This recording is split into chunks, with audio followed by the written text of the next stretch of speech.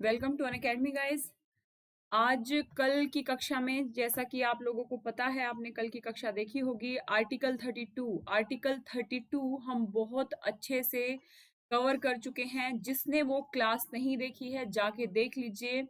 Article 32 बहुत ही क्लिष्ट article माना जाता है। विशेषतः उसमें कुछ ऐसे मुद्दे होते हैं जिनसे डायरेक्टली पीटी का क्वेश्चन बनता है दोस्त। ठीक है, हम वहीं पे मिस्टेक कर लेते हैं। केवल ये रटने से काम नहीं चलेगा कि संवैधानिक उपचारों का अधिकार आर्टिकल 32। ठीक है, लेवल बढ़ाइए, यूपीएससी पास करना है तो। ठीक है, और एमसीक्यूज की सीरीज में जाके देख सकते हैं यूपीएससी के क्वेश्चन पूछने का लेवल क्या है। ठीक है, आपको उसके समकक्ष जाना पड़ेगा। ठीक है, तो वहां से आप ये देख सकते हैं।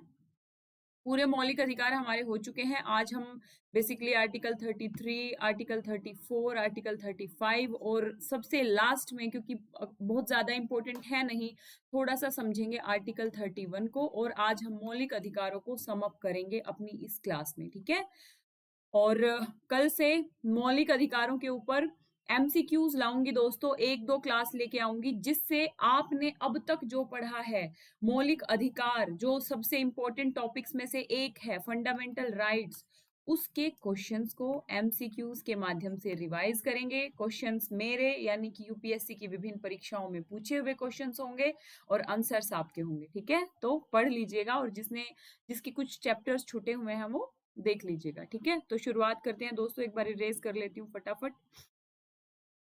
जैसा कि आप सब जानते हैं, आज अनअकैडमी देश भर में यूपीएससी सीएससी के क्षेत्र में देश का सबसे बड़ा लर्निंग प्लेटफॉर्म बन चुका है।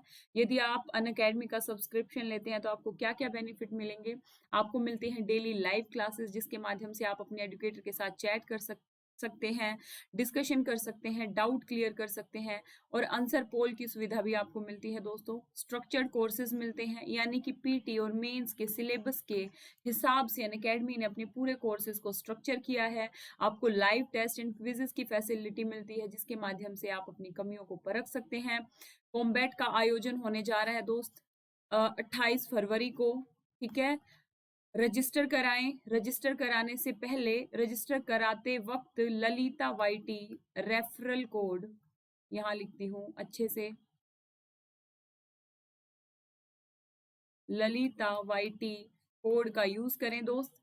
ठीक है, इसके अलावा आपको अनलिमिटेड एक्सेस मिलता है, यानी कि आपने यदि एक बार अनअकैडमी का सब्सक्रिप्शन ले लिया तो आप मेरे साथ अनअकैडमी के हर एजुकेटर को सुन सकते हैं। इसका मतलब ये है कि यदि आप ललिता वाईटी कोड का यूज करके कोई भी सब्सक्रिप्शन लेते हैं, चाहे वो प्लस है या आइकॉनिक है, तो केवल मेरे ही वीडियो आप नहीं सुन पाएंगे, अनअकैडमी के हर एजुकेटर के वीडियो आप सुन पाएंगे दोस्त।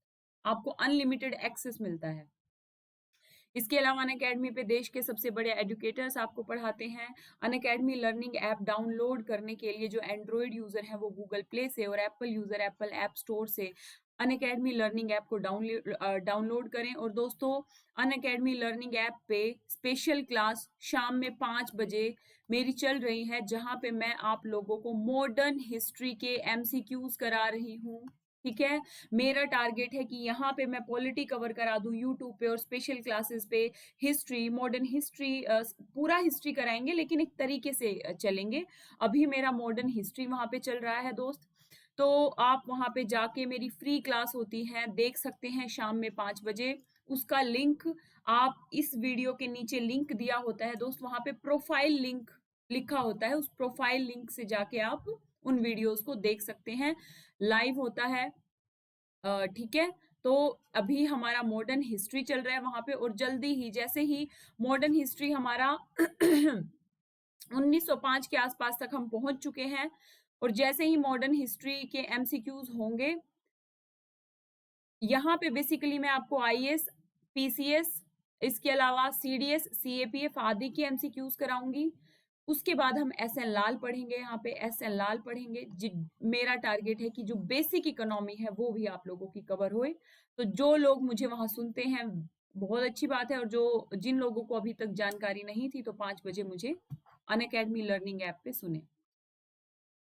दोस्तों मैं ललिता, मुझे यूपीएससी के साथ ही एज एन असिस्टेंट प्रोफेसर 7 वर्ष तक पढ़ाने का अनुभव है। जहां तक बात की जाए यूपीएससी के क्षेत्र के अनुभव की, तो मुझे यूपीएससी के साथ अलग अलग स्टेट सिविल सर्विसेज के 12 मेंस देने का अनुभव है, मुझे इंटरव्यू का अनुभव है। मैंने अपना एमए पॉलिटिकल साइंस और इंटरनेशनल रिलेशंस में किया है, और मैंने अपना यूजीसी नेट भी पॉलिटिकल साइंस और इंटरनेशनल रिलेशंस में किया है।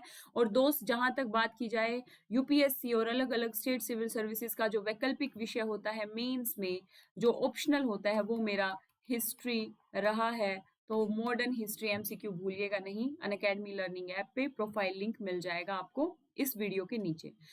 इसके अलावा दोस्तों आप मुझे अनअकैडमी_ललिता_कुमारी मेरा टेलीग्राम ग्रुप है, इस पे जाके मुझे फॉलो कर सकते हैं।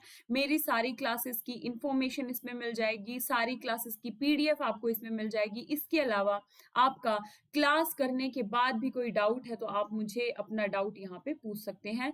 मेरा प्रोफाइल लिंक मैं बता चुकी हूँ अनअकैडमी का, इस वीडियो के नीचे प्रोफाइल लिंक का ऑप्शन होता है दोस्तों, वहां से आप मुझे फॉलो कर सकते हैं।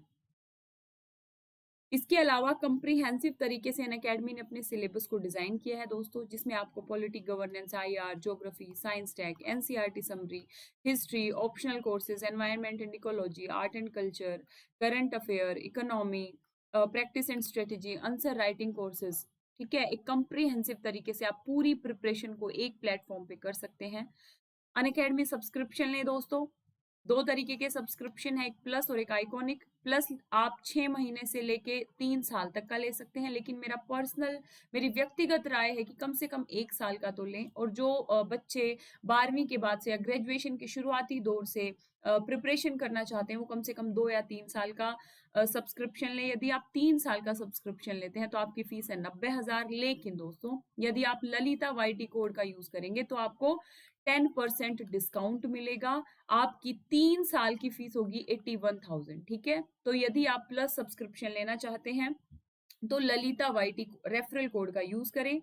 इसके अलावा दोस्तों आइकॉनिक सब्सक्रिप्शन के अपने फायदे हैं। सबसे पहले बताती हूँ, ये आप 1 साल से 3 साल तक का ले सकते हैं। इसमें आपको पर्सनल गाइडेंस मिलेगी, daily mains question answer writing practice होगी। इसके अलावा स्ट्रेटेजी, एक मार्गदर्शक पूरी तैयारी के दौरान आपका मार्गदर्शन करेंगे। तो यदि आप यहाँ पे भी आप आइकॉनिक सब्सक्रिप्शन लेते हैं, मेरे मार्गदर्शन में अपनी तैयारी करना चाहते हैं, तो ललिता वाईटी कोड का यूज करें। आपको 10% डिस्काउंट मिलेगा आपकी फीस में। आपकी 3 साल की फीस आइकॉनिक की 1,53,750 है, लेकिन यदि आप ललिता वाईटी कोड का यूज करेंगे तो आपको 1,38,375 के आसपास ही पे करना होगा। तो दोस्तों प्लस और आइकॉनिक सब्सक्रिप्शन लें, ललिता वाईटी कोड का यूज करें। अनअकैडमी कॉम्बैट के बारे में मैं बता चुकी हूँ दोस्तों, 28 फरवरी को होने जा रहा है। एनरोल कराइए और ललिता वाईटी कोड का यूज करें। 60 मिनट 60 क्वेश्चन, और सब लोग भागीदारी करें इसमें बढ़ चढ़ के। और जो इसमें टॉप 10 रैंकर्स होंगे उनको 1 महीने का UPSC CSC plus subscription free मिलेगा। इसके अलावा अनअकैडमी में बहुत सारे बैचेस चल रहे हैं दोस्तों, complete 1 year batch, complete 2 year GS batch, NCERT batches. तो आप इन बैचेस को ज्वाइन कर सकते हैं। अनअकैडमी ना केवल जीएस बल्कि ऑप्शनल को आइकॉनिक जीएस के साथ, ऑप्शनल को प्लस जीएस के साथ लेके आई है आप लोगों के लिए। इसका सब्सक्रिप्शन आप 1 से 3 साल तक के लिए ले सकते हैं। और दोस्त यहाँ पे भी यदि आप ललिता वाईटी कोड का यूज करेंगे 10% डिस्काउंट मिलेगा। याद रखिए फरवरी महीने तक ही है, मार्च में आपकी फीस बढ़ने वाली है। तो जो लोग भी प्लस या आइकॉनिक सब्सक्रिप्शन लेने का मन बना रहे हैं या ऑप्शनल के लिए सब्सक्रिप्शन लेने का मन बना रहे हैं, तो वो जल्द से जल्द लें, ललिता वाईटी कोड का यूज करें, ठीक है। कल का आर्टिकल, बहुत लोगों को आर्टिकल 32 में बहुत दिक्कत आती है। जिन्होंने कल मेरी क्लास सुनी थी वेल एंड गुड, जिन्होंने नहीं सुनी है एक बार जाके सुनिए, आपके सारे जो डाउट हैं वो क्लियर हो जाएंगे। और फिर भी अगर कोई डाउट बनता है मेरे टेलीग्राम चैनल पे एनी टाइम आप लोग पूछ सकते हैं मुझसे, ठीक है। अब हम देखेंगे दोस्त आर्टिकल, सबसे पहले 33 देखेंगे। आर्टिकल 32 कल किया था, आर्टिकल 33 सबसे पहले हम देखते हैं, ठीक है। एक एक करके पढ़ेंगे।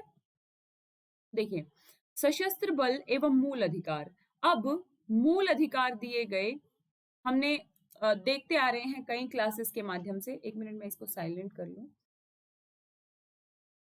मूल अधिकार दोस्तों दिए गए 12 से लेके 32 तक हम कंप्लीट कर चुके हैं। उसमें हमने पूरे प्रोविजंस देखे। आर्टिकल जो 33 है ये कुछ अलग बात करता है। क्या बात करता है देखते हैं। देखिए, मार्कर मार्कर किसी को दिख रहा है मेरा मार्कर? ये रहा।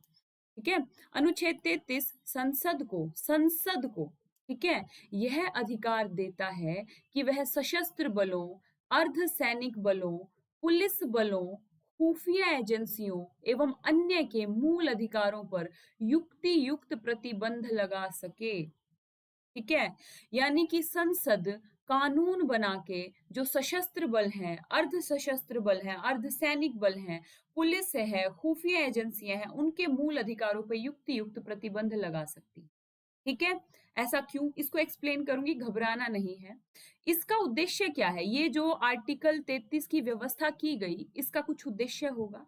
बेसिकली दोस्तों, इसका उद्देश्य है समुचित कार्य करने और उनके बीच अनुशासन बनाए रखना। अब पुलिस वाले कहें कि हम तो जो है काम नहीं करेंगे, हमारे तो अधिकारों का उल्लंघन हो रहा है, हमें तो होली पे दिवाली पे छुट्टी नहीं मिलती। ठीक है, हम तो एक तरीके से हमारे मौलिक अधिकारों का उल्लंघन हो रहा है। या आपने कई फिल्में देखी होंगी जिसमें जो सैनिक होते हैं उनको सजा देने के लिए क्या पीठ पे बैग लाद देंगे, ऊपर बंदूक दे देंगे, कहेंगे इस राउंड के 20 चक्कर लगाओ। अब वो कहे जी मेरे मौलिक अधिकारों का उल्लंघन हो रहा है, मुझे गरिमा में पूर्ण जीवन जीने का अधिकार है, आप मुझे इस तरीके की सजा कैसे दे सकते हैं। ठीक है, दूसरा, ये लोग कहें कि इस प्रकार की एजेंसीज के पास कुछ गुप्त सूचनाएं होती हैं जो हमारी राष्ट्र की एकता, अखंडता, राष्ट्र की सुरक्षा से संबंधित होती हैं। अब ये कहें हम तो प्रेस को बताएंगे, ठीक है, तो आप नहीं बता सकते हो। इन मामलों में संसद आपके ऊपर प्रतिबंध लगा सकती है, पहली बात।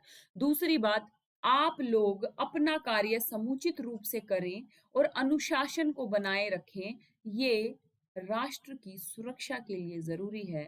पहली बात, राष्ट्र में कानून व्यवस्था स्थापित करने के लिए जरूरी है। ठीक है, तो ये लोग आर्टिकल 32 के तहत सुप्रीम कोर्ट नहीं जा सकते हैं कि इनके मौलिक अधिकारों का उल्लंघन हो रहा है, जितनी भी सुरक्षा से संबंधित एजेंसीज हैं। ठीक है, इसका उद्देश्य समझ में आया? किसी को कोई डाउट?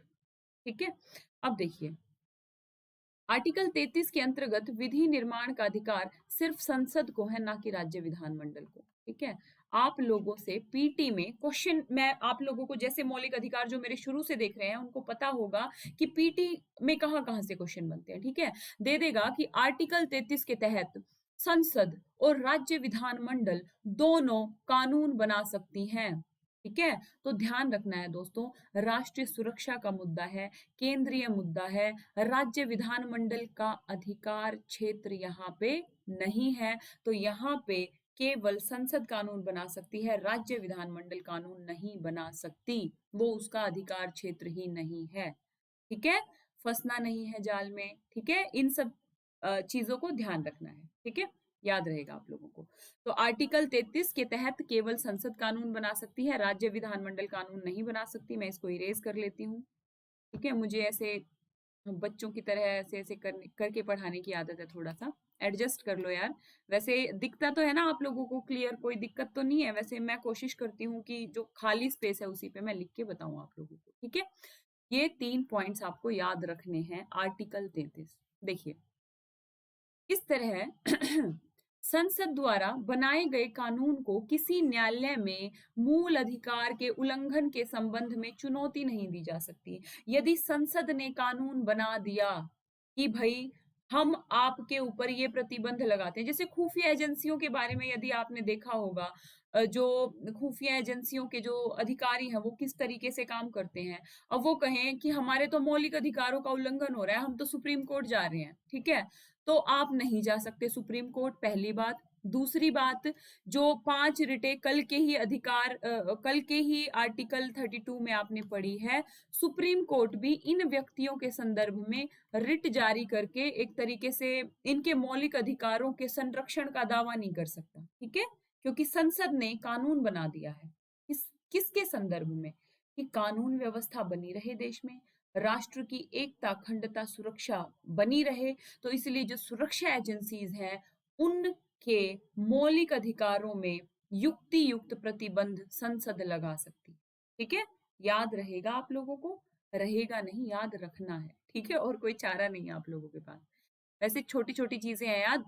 बस मेरी एक बात सुन लो, क्लास करने के बाद पीडीएफ डाउनलोड करो, टेलीग्राम चैनल पे जाके 2-3 बार रिवाइज कर लो दोस्त, और साथ साथ अगर रिवाइज कर लोगे तो चीजें लंबे समय तक याद रहेंगी, अदरवाइज फिर से आप लोगों को डाउट हो जाएगा, ठीक है।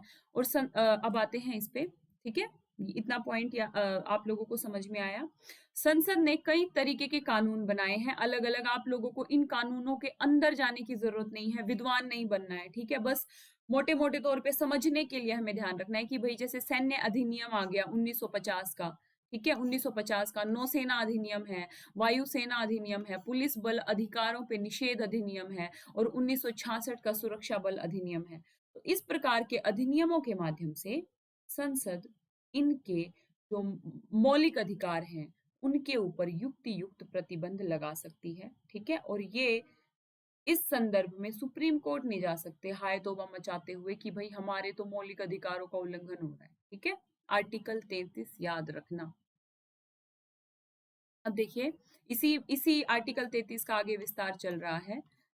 ये अभिव्यक्ति की स्वतंत्रता, संगठन बनाने का अधिकार, श्रमिक संघों एवं राजनीतिक संगठनों का सदस्य बनने का अधिकार, प्रेस से मुखातिब होने का अधिकार, सार्वजनिक बैठकों प्रदर्शन का अधिकार आदि पे रोक लगाते हैं। ये जो कानून बनाए हैं ना संसद ने, अलग अलग एजेंसी, अलग अलग जो हमारे सशस्त्र एक तरीके से एजेंसीज हैं, चाहे वो सैन्य अधिनियम है, नौसेना है, वायुसेना है, पुलिस है, सीमा सुरक्षा बल है, तो इसमें बेसिकली मोटे तौर पे यदि हम देखें तो कुछ क्या क्या प्रोविजंस किए गए हैं। तो भाई अभिव्यक्ति की स्वतंत्रता, अब ये कहें हमें तो जो है कुछ गुप्त सूचनाएं पता है, हमें तो अभिव्यक्ति की स्वतंत्रता है, हम तो बोलेंगे जी, ठीक है, आप नहीं रोक सकते, हमारा मौलिक अधिकार है आर्टिकल 19 के तहत।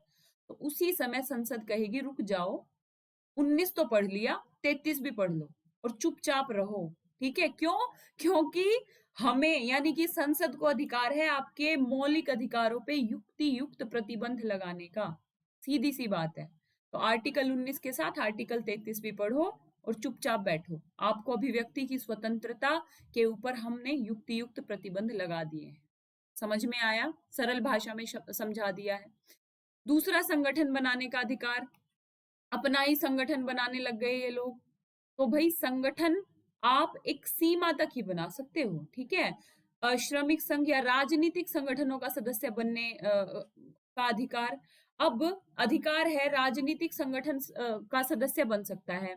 अब पुलिस वाले कहें, सेना वाले कहें कि हम तो किसी पर्टिकुलर राजनीतिक संगठन का सदस्य बनेंगे, तो नहीं बन सकते। आपके लिए सारे राजनीतिक दल समान होंगे। आप अपना जो पक्ष है किसी राजनीतिक दल के प्रति यदि आपका झुकाव है, आप उसको प्रदर्शित नहीं कर सकते, ठीक है। इस तरीके से प्रतिबंध लगाए गए। प्रेस से मुखातिब होने का जो है अधिकार है तो उसके ऊपर भी प्रतिबंध लगाए जा सकते हैं। प्रदर्शन करने का अधिकार है। अब सुरक्षा बल के जवानों को ही हम यदि प्रदर्शन करने का अधिकार दे देंगे तो सुरक्षा कौन करेगा? तो आर्टिकल 33 क्यों जरूरी था दोस्तों? मैं बार बार बता रही हूँ, देश की सुरक्षा के लिए, कानून व्यवस्था बनाए रखने के लिए, अराजकता ना फैले, अराजकता को रोकने के लिए, ठीक है, राष्ट्र की एकता अखंडता को सुनिश्चित करने के लिए आर्टिकल 33 लाना जरूरी था। और आर्टिकल 33 में ये व्यवस्था की गई। शुरुआती दौर में दूरदर्शिता देखिए संविधान निर्माताओं की, कि भाई कल को सारे मौलिक अधिकारों के उल्लंघन, अगर मौलिक अधिकारों के उल्लंघन के संदर्भ में इन एजेंसीज को भी अधिकार दिए जाते तो सुप्रीम कोर्ट जो में ये अपना जाते मौलिक अधिकारों के उल्लंघन पे, तो भाई इस तरीके की समस्याएं आने वाले समय में ना आए, इसका पूरा प्रोविजन किया गया है, ठीक है। आर्टिकल 33 याद रख लेना। अनुच्छेद 32 नेक्स्ट पॉइंट है। अनुच्छेद 32 कल करा चुकी हूं, जिसने नहीं देखा है कृपया करके देख लीजिए। 1 घंटे की क्लास है, फंडे क्लियर हो जाएंगे। जहां से पीटी का क्वेश्चन बनता है वो आप वहां से भी देख सकते हैं, और फिर जो मैंने एमसीक्यू की सीरीज कराई है अपनी पॉलिटी की, उसमें देख सकते हैं कि कैसे IAS, CDS, CAPF, IAS optional में क्वेश्चंस पूछे गए हैं इन आर्टिकल से, ठीक है।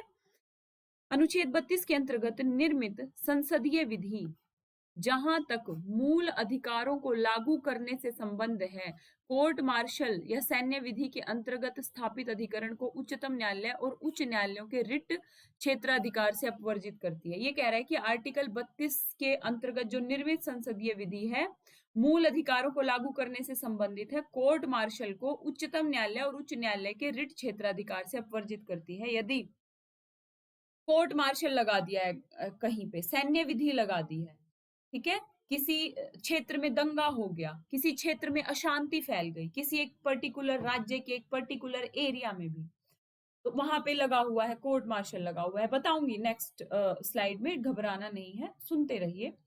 तो भाई वहां पे सैन्य शासन है। अब लोग कहेंगे हमें तो बाहर ही नहीं निकलने दिया जा रहा है, हमारा तो जो है ना आबाद संचरण की स्वतंत्रता मौलिक अधिकार है, हमारे तो मौलिक अधिकारों का उल्लंघन हो गया, हम जा रहे हैं सुप्रीम कोर्ट। तो उस मामले में आप जो है उच्चतम न्यायालय और उच्च न्यायालयों के रिट क्षेत्राधिकार उस मामले में अपवर्जित है, और उस मामले में आपके मौलिक अधिकारों पे प्रतिबंध लगाए जा सकते हैं। ये एक अतिरिक्त बात है, ध्यान रख लेना, कॉमन सेंस की बात है यार, ठीक है। अब हमारा आर्टिकल 33 कंप्लीट हो गया। किसी को किसी भी प्रकार का डाउट हो, वैसे नहीं होगा, सीधी सीधी बातें हैं, कुछ कुछ चीजें याद रखनी है। आर्टिकल 33 क्यों आया ये मैंने आप लोगों को बताया, क्यों जरूरी था लाना अच्छे से एक्सप्लेन कर दिया है, क्या क्या प्रोविजन किए गए हैं ये मैंने आप लोगों को बता दिया है। तो ध्यान रख लेना दोस्तों, प्लीज रिवाइज कर लेना। समझ में आ रहा है आप लोगों को? कोई दिक्कत किसी को? अब देखो, मार्शल लॉ और मूल अधिकार, आर्टिकल 34 पढ़ेंगे हम, आर्टिकल 34 पढ़ेंगे, ठीक है।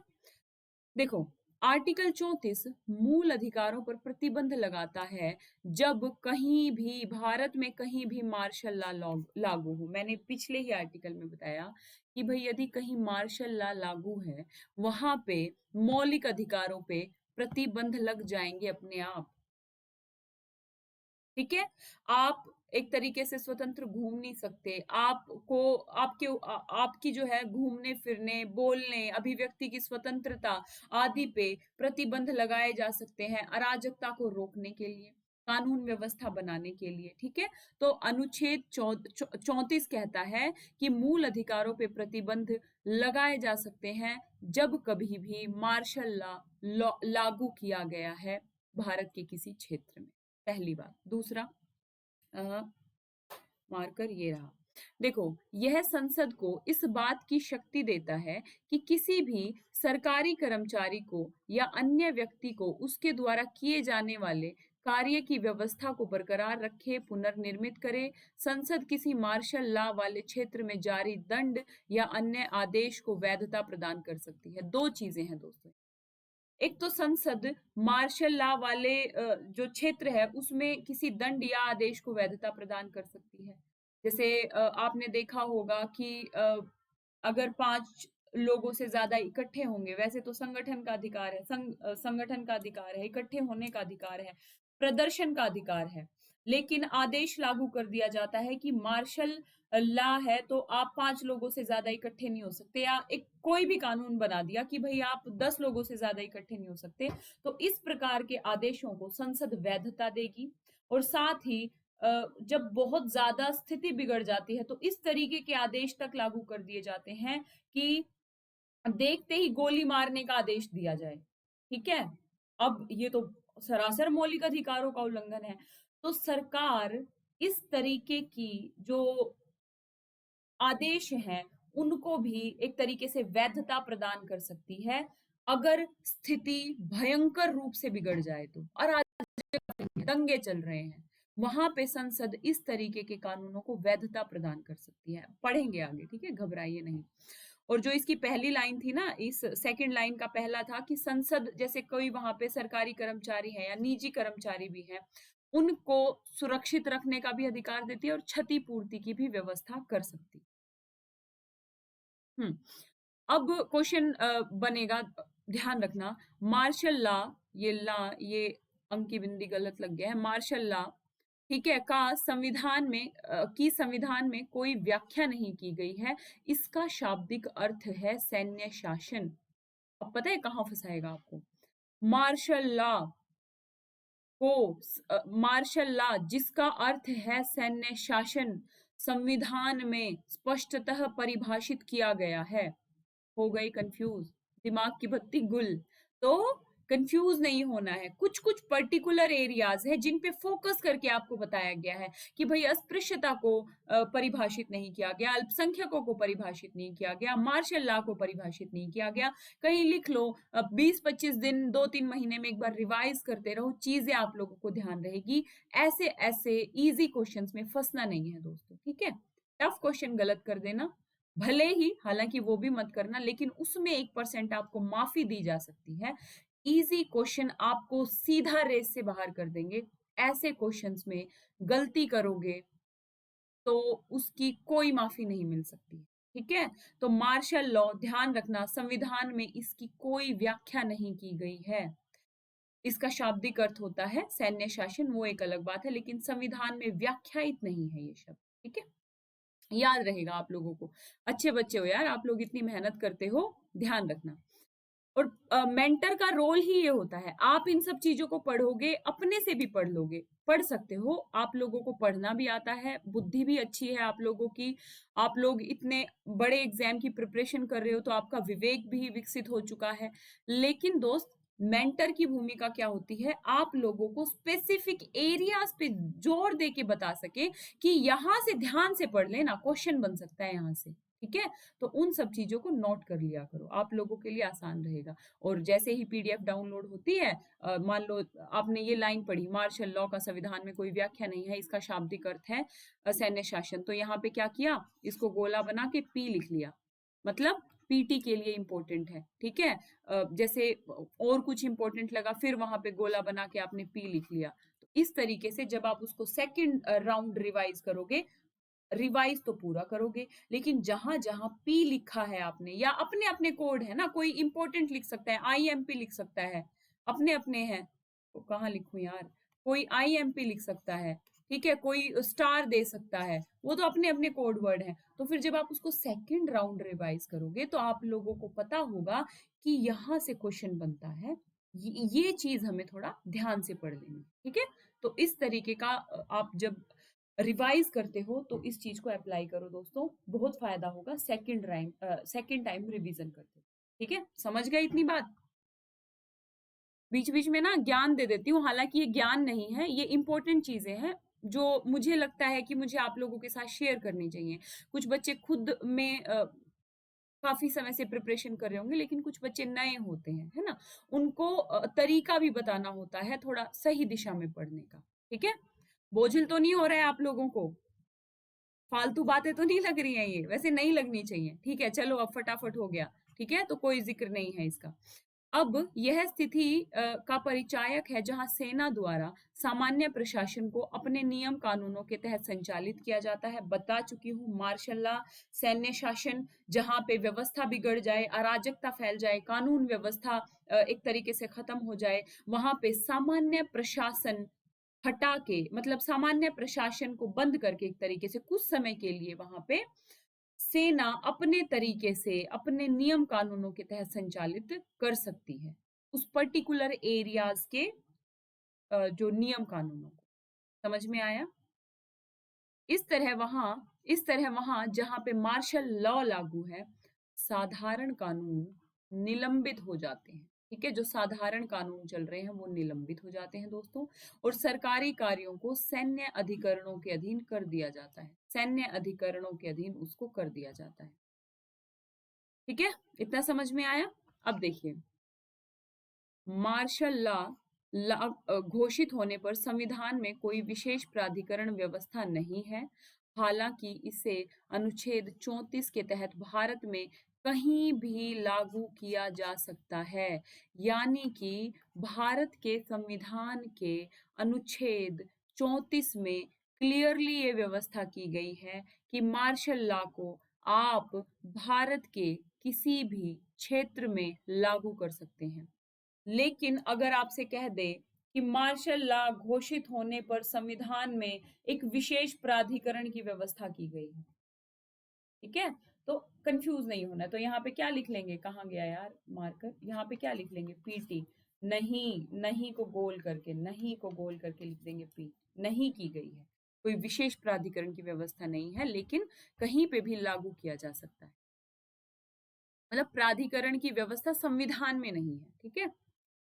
मार्शल लॉ को असाधारण परिस्थितियों कब लागू किया जाएगा यार? ऐसे ही आप सैन्य शासन तो नहीं लागू कर देंगे। हमारा देश संविधान से चलता है, संविधान के विभिन्न प्रावधानों के अनुसार हमारे देश की व्यवस्था चलती है। लेकिन कुछ ऐसी स्थितियां, परिस्थितियां पैदा हो जाती हैं। कौन सी? युद्ध हो गया, अशांति हो गई किसी क्षेत्र में, कहाँ चला जाता है। सॉरी दोस्तों, ये ना अभी तक मुझे हालांकि काफी लिखना आ गया है पेन टैबलेट पे, ठीक है। युद्ध हो जाए, अशांति हो जाए, कहीं दंगे फैल जाएं, कहीं दंगे फैल जाएं, कानून का उल्लंघन हो, मतलब कानून व्यवस्था चरमरा जाए, अराजकता फैल जाए, तो ऐसे सिचुएशन को संभालने के लिए मार्शल लॉ लागू किया जा सकता है, ठीक है। और मार्शल लॉ लागू होगा तो क्या होगा? जो उस क्षेत्र के सामान्य प्रशासन के नियम कानून थे वो निलंबित हो जाएंगे और सैन्य जो नियम कानून है वो लागू हो जाएंगे पर्टिकुलर समय के लिए, जब तक उस एरिया में शांति की स्थापना नहीं हो जाती है या जो पूर्व व्यवस्था थी कानून व्यवस्था की वो पुनः स्थापित नहीं हो जाती, तब तक, ठीक है। मार्शल लॉ के क्रियान्वयन के समय सैन्य प्रशासन के पास जरूरी कदम उठाने के लिए असाधारण अधिकार मिल जाते हैं। वे अधिकारों पे प्रतिबंध, यहाँ तक कि मामलों को मृत्यु दंड तक लागू कर सकते हैं। देखो, जब मार्शल लॉ लागू होगा, पहले ही बता चुकी हूँ, असाधारण परिस्थितियों में होगा, तो इन असाधारण परिस्थितियों से निपटने के लिए सेना को कुछ विशिष्ट अधिकार दिए गए हैं, कुछ असाधारण शक्तियां मिल जाती हैं। क्या शक्तियां? एक तो वो मौलिक अधिकारों पे प्रतिबंध लगा सकते हैं, पहली बात। दूसरी बात, कुछ एरियाज में वो मृत्यु दंड तक लागू कर सकते हैं कि अगर कोई बाहर निकला तो गोली मार दी जाएगी उसको, ठीक है। जैसे दिल्ली में दंगे हुए थे तो ये एक आदेश लागू कर दिया गया था कुछ समय के लिए, ठीक है। या कई एरियाज में इस तरीके के कानून लागू होते हैं, तो मृत्यु दंड तक लागू कर सकते हैं। असाधारण अधिकार मिल गए सेना को। और जो हमने यहाँ पढ़ा था, लिंक किया कीजिए आपस में, ये वाली लाइन कि संसद किसी मार्शल लॉ वाले क्षेत्र में जारी दंड, मान लो किसी से कोई इस तरीके का घोषणा कर दी, उसको वैधता प्रदान करती है कि यदि कानून व्यवस्था अराजकता को खत्म करने के लिए इस प्रकार का दंड यदि सेना देगी, सैन्य शासन के तहत या मार्शल लॉ के तहत दिया जाएगा, तो वो अवैध नहीं होगा, संसद उसे वैधता प्रदान कर, ठीक है। क्लियर रहेगा? तो ध्यान रखना, एक बार पढ़ के रिवाइज कर लोगे तो चीजें एक बार अच्छे से दिमाग में आ जाएंगी, ठीक है। घबराना नहीं है, नए बच्चों को मैं स्पेशली बोलती हूँ दोस्तों, घबराना नहीं है। सब कुछ एक ही दिन में नहीं याद हो जाता। चीजों को एक बार मोटा मोटा समझ जाओगे, फर्स्ट राउंड में, सेकंड राउंड में रिवाइज करोगे, थर्ड राउंड में रिवाइज करोगे। डाउट हो तो मुझसे पूछिए, ठीक है। बिल्कुल क्लियर होना चाहिए लेकिन फंडे, ठीक है। हमारा यहाँ तक क्लियर हो गया कि भाई मृत्यु दंड तक लागू कर सकता है। अब देखिए उच्चतम न्यायालय ने घोषणा की कि मार्शल लॉ प्रतिक्रियावादी परिणाम के तहत बंदी प्रत्यक्षीकरण रिट को प्रतिबंधित, निलंबित नहीं कर सकती। एक केस आया, उसमें उच्चतम न्यायालय ने कह दिया कि जो सॉरी ठीक है, कि जो ये है सैन्य प्रशासन, जो मार्शल लॉ लागू हुआ है, उसमें यदि प्रतिक्रियावादी परिणाम, मतलब द्वेष के तहत यदि किसी व्यक्ति को, किसी निर्दोष व्यक्ति को हिरासत में लिया जाए अवैध तरीके से, तो बंदी प्रत्यक्षीकरण रिट जारी कर सकता है सुप्रीम कोर्ट, ठीक है। और बंदी प्रत्यक्षीकरण रिट क्या है? जिन्होंने कल की क्लास सुनी थी उनके चेहरे पे स्माइल आ गई, उनको पता है बंदी प्रत्यक्षीकरण क्या है। और जिन्होंने नहीं सुनी थी, कृपया जो थोड़ा क्या कहते हैं उसे, उद्धार कर लें अपना भी।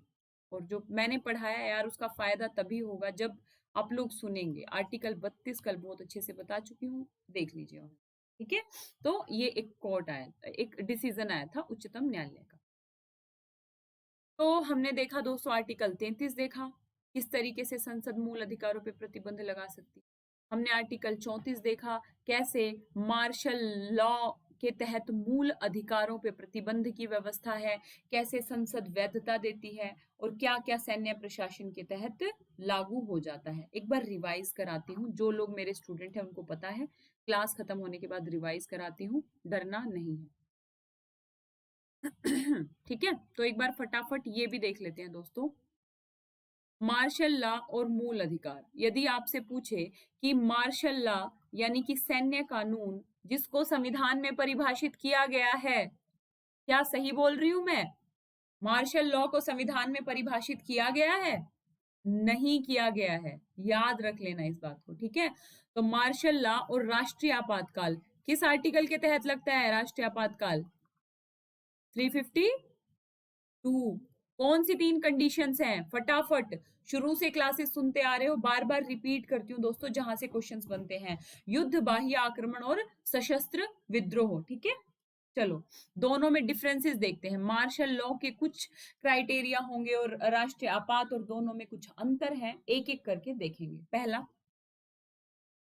जो मार्शल लॉ है यह सिर्फ मूल अधिकारों को प्रभावित करते हैं, और राष्ट्रीय जो आपातकाल है ये न केवल मूल अधिकारों को प्रभावित करते हैं बल्कि केंद्र राज्य संबंधों को भी प्रभावित करते हैं। कि भाई राष्ट्रीय आपातकाल 352 के तहत जब लगता है तो केंद्र को राज्यों के एक तरीके से केंद्र को राज्य सूची के ऊपर विधान बनाने का अधिकार मिल जाता है।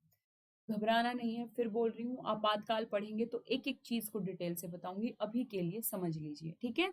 तो केंद्र राज्य संबंधों को भी प्रभावित करता है राष्ट्रीय आपातकाल। इसके अलावा राजस्व वितरण एवं निकाय शक्तियों के साथ संसद का कार्यकाल भी बढ़ सकता है। वही राष्ट्रीय आपातकाल है, लागू है, चुनाव होना पॉसिबल नहीं है, तो संसद का कार्यकाल बढ़ सकता है। कितना, कैसे, वो राष्ट्रीय आपातकाल में पढ़ेंगे, ठीक है। तो मार्शल लॉ केवल मूल अधिकारों को प्रभावित करेगा और राष्ट्रीय आपातकाल मूल अधिकारों के साथ साथ केंद्र राज्यों के जो संबंध है उनके ढांचे को भी प्रभावित करता है। पहला डिफरेंस। दूसरा डिफरेंस कहाँ गया? यह सरकार और साधारण कानूनी न्यायालयों को निलंबित करता है। सरकार और साधारण कानूनी न्यायालयों को निलंबित करता है। बोल रहे थे ना, जैसे यहाँ पे ये पॉइंट देखिए, कहाँ गया? इस तरह साधारण कानून, लास्ट लाइन, इसकी लास्ट लाइन, साधारण कानून निलंबित हो जाता है और सरकारी जो कार्यों को सैन्य अधिकरणों के अधीन कर दिया जाता है, ठीक है। तो साधारण कानून निलंबित हो गए, तो यह सरकार और साधारण कानूनी न्यायालयों को निलंबित कर देता है, मार्शल लॉ। लेकिन यहाँ पे आपातकाल में क्या, सरकार और सामान्य कानूनी न्याय को जारी रखा जाता है। सरकार रहती है, सामान्य कानूनी न्याय भी चलता है, ठीक है। आर्टिकल 20-21 को छोड़ के कुछ कंडीशन 358, 359 जिसके तहत मौलिक अधिकारों को निलंबित किया जा सकता है, वो एक अलग एंगल है, ठीक है। तीसरा देखिए, यह कानून व्यवस्था के भंग होने पर उसे दोबारा निर्धारित करता है। मैंने आप लोगों को बताया है 5-6 कंडीशन, दंगे, कानून व्यवस्था, अराजकता, युद्ध, इस तरीके की सिचुएशंस में तो भाई हो जाए तो मार्शल लॉ लागू करेगा उसे दोबारा निर्धारित करने के लिए, दोबारा शांति व्यवस्था बनाए रखने के लिए, कानून व्यवस्था बनाने के लिए, ठीक है। लेकिन ये 3 आधारों पे ही लागू हो सकता है। 352 का नाम याद ही जो शुरू से मेरी क्लासेस सुन रहे हैं उनके दिमाग में आ जाना चाहिए, युद्ध, बाह्य आक्रमण और सशस्त्र विद्रोह। इन 3 आधारों पे ही 352 के तहत जो राष्ट्रीय आपातकाल है वो लगाया जा सकता है। लेकिन सैन्य जो कानून है, जो मार्शल लॉ है, वो कानून व्यवस्था भंग हो गई, दंगे भड़क गए, आंतरिक अशांति पैदा हो गई, उन सिचुएशन में भी लगाया जा सकता है। लेकिन आपातकाल के लिए 3 ही जो एक तरीके से प्राथमिक आधार है जिनके आधार पे लगाया जा सकता है, वो क्या है आप लोगों को पता है, अच्छे बच्चे हो आप लोग, बहुत पढ़ते हो, ठीक है। चौथा डिफरेंस देखिए, इसे देश के कुछ विशेष क्षेत्रों में ही लागू किया जा सकता है। कुछ विशेष क्षेत्र कहाँ, जहां पे इस तरीके की व्यवस्थाएं हो कि भाई अराजकता, आप लोगों को पता है 5-6 पॉइंट। इसे पूरे देश या देश के किसी हिस्से में भी लागू किया जा सकता है। एक साथ पूरे देश में भी लगाया जा सकता है आपातकाल, और देश के किसी हिस्से में भी लगाया जा सकता है। ध्यान रखना, यहाँ से भी पीटी का क्वेश्चन बनता है दोस्तों, पी लिख लेना। आपातकाल में डिटेल से भी बताऊंगी कि भाई वो एक तरीके से एक सेंटेंस दे देगा कि आपातकाल को एक साथ पूरे देश में ही लगाया जा सकता है, किसी एक क्षेत्र में नहीं, ठीक है। तो इन चीजों पे ध्यान देना है पढ़ते वक्त, ठीक है। पढ़ने के लिए आप पढ़ते हो, लेकिन जो स्पेसिफिक एरियाज हैं जहां से क्वेश्चन बनते हैं, और ये समझ कैसे डेवलप होगी, एक दिन में नहीं। जब आप यूपीएससी द्वारा आयोजित की गई विभिन्न परीक्षाओं के एमसीक्यूज को बार बार पलटेंगे तो आपको पता लगेगा, अच्छा यहाँ से क्वेश्चन बन रहा है, तो फिर आप उस एरिया पे जोर देंगे, उस एरिया को अच्छे से पढ़ेंगे, ठीक है। तो वो एक दिन का काम नहीं है, वो बताने के लिए मैं हूं, आप लोग अच्छे से पढ़ते रहिए बस, ठीक है। अब पांचवा डिफरेंस है, इसके लिए संविधान में कोई विशेष व्यवस्था है? फटाफट बताइए। कोई विशेष व्यवस्था नहीं की गई है संविधान में, बता चुकी हूं। दे देगा मार्शल लॉ के लिए, मार्शल लॉ लागू करने के लिए संविधान में विशेष व्यवस्था की गई है। तो विशेष व्यवस्था नहीं की गई है, अव्यक्त है, ना तो इसको परिभाषित किया गया है, ना ही इसके लिए किसी अलग प्राधिकरण का गठन किया गया है, ठीक है। लेकिन जो 352 है दोस्तों, जो इसके लिए संविधान में इसकी विशेष व्यवस्था भी है और सुस्पष्ट एवं विस्तृत है ये, ठीक है। आर्टिकल में एक बार इरेज कर लेती हूँ, बच्चों की तरह जो है आप लोग सोच रहे होंगे कि क्या कर दे दिया मैम, पूरा ना काटा पीटा, ठीक है। तो समझ में आ गया, ये 5 डिफरेंसेस हैं दोस्त, पढ़ लेना एक बार। मार्शल लॉ और सैन्य जो राष्ट्रीय आपातकाल है, इन दोनों के बीच में डिफरेंसेस रिवाइज भी करेंगे, घबराना नहीं है। आर्टिकल 33, आर्टिकल 34 हम लोगों के कंप्लीट होते हैं, ठीक है। आर्टिकल 35 देख लो। आर्टिकल 35 क्या है इसमें? अनुच्छेद 35 केवल संसद को कुछ विशेष मूल अधिकारों को प्रभावी बनाने के लिए कानून बनाने की शक्ति प्रदान करती है। पी लिख लेना यहाँ पे, पी जैसे ही डाउनलोड करो। अब दे देगा अनुच्छेद 35 के तहत भारत की संसद और राज्य विधान मंडल मूल अधिकारों को प्रभावी बनाने के लिए कानून बनाने की शक्ति प्रदान की गई है। क्या हो जाएगा? गलत। पढ़ लिया पूरा मौलिक अधिकार, पढ़ लिए, क्वेश्चन आ गया एक, वहीं पे हो गए कंफ्यूज, तो सारा जितना पढ़ा था वो सारा बेकार हो गया, ठीक है। तो ध्यान रखना दोस्तों, ऐसे ऐसे एरियाज को ध्यान से पढ़ना है। तो आर्टिकल 35 के तहत केवल संसद कानून बना सकती है कुछ मूल अधिकारों को प्रभावी बनाने के लिए। कैसे? देखो, यह अधिकार राज्य विधानमंडलों को नहीं दिए गए हैं, केवल संसद को दिए गए हैं। लिख देती हूँ, केवल संसद, ठीक है। आर्टिकल 35 देखो क्या है, संसद के पास निम्नलिखित मामलों में कानून बनाने का अधिकार है, विधानमंडल के पास नहीं है, हम पढ़ चुके हैं, ठीक है। पहला, किसी राज्य या केंद्र शासित या स्थानीय या अन्य प्राधिकरण या किसी रोजगार नियुक्ति हेतु जो निवास की व्यवस्था करता है ना, आर्टिकल 16, जिसको आर्टिकल 16 जिसने नहीं पढ़ा है जाके मौलिक अधिकारों में देख ले, मैं सेक्शन वाइज करवा चुकी हूँ। मौलिक अधिकार एक टिपिकल एरिया माना जाता है, उसको यदि समझ लिया तो काफी सारी चीजें आपकी कवर हो जाती हैं। और याद रखिएगा, जब आप मेंस के भी क्वेश्चन लिखते हैं, उनका एरिया थोड़ा सा डिफरेंट होता है, लेकिन उनको भी लिखने के लिए आपकी बुनियादी जो समझ है मौलिक अधिकारों की, वो बिल्कुल क्लियर होनी चाहिए, उसमें किसी भी प्रकार का डाउट नहीं होना चाहिए, ठीक है। तो वो फंडा आपका यहाँ से क्लियर हो जाएगा। तो पहला है कि भाई संसद निवास के आधार पे जो रोजगार की व्यवस्था की जाती है उसके लिए कानून बना सकती है संसद, ठीक है। तो दे देगा आर्टिकल 16 के तहत जो केंद्र शासित या स्थानीय जो रोजगार या नियुक्ति हेतु जो निवास की व्यवस्था है, वो संसद के साथ राज्य विधानमंडल भी कर सकते हैं, तो नहीं कर सकते हैं, ध्यान रखना दोस्तों। अब आप इसको कैसे लिंक करते हैं, कैसे रिवाइज करते हैं, कितनी बार, वो आप लोगों की ड्यूटी है। समझाना मेरा काम है। समझने में कोई दिक्कत आ रही है तो टेलीग्राम चैनल पे डाउट पूछ लेना, ठीक है। पहला पॉइंट। दूसरा बोल रहा है मूल अधिकारों, ये मैं आर्टिकल 32 में भी पढ़ा चुकी हूँ कि मूल अधिकारों के क्रियान्वयन के लिए निर्देश, आदेश, रिट जारी करने के लिए उच्चतम और उच्च न्यायालयों को छोड़कर अन्य न्यायालयों को सशक्त बनाना। अब उच्चतम न्यायालय को आर्टिकल 32 के तहत, उच्च न्यायालयों को आर्टिकल 226 के तहत। 32 और 226 की तो संविधान में ही व्यवस्था है, लेकिन आर्टिकल 32 में साफ साफ ये व्यवस्था की गई है कि जो संसद है ना, इस 35 के तहत जो संसद है वो हाई कोर्ट, सुप्रीम कोर्ट और हाई कोर्ट को छोड़ के अन्य न्यायालयों को भी ये रिट की शक्ति दे सकती है अगर चाहे तो, संसद।